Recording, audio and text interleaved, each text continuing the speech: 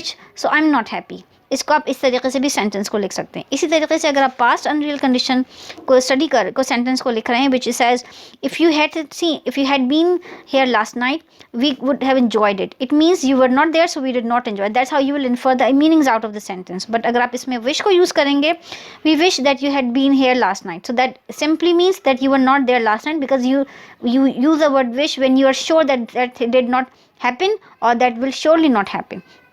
So आप wish को as condition sentence use कर सकते हैं in case of unreal conditions.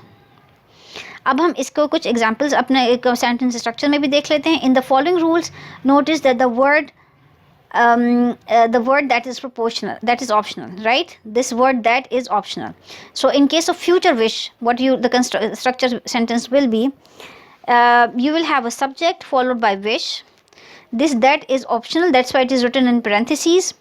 Then a subject, this subject can be same or it can be different. So we just made a different color. Followed by these modal verbs. It could be could verb, it could be would with verb, verb with verb in the present form, in continuous form, which is also known as gerund form.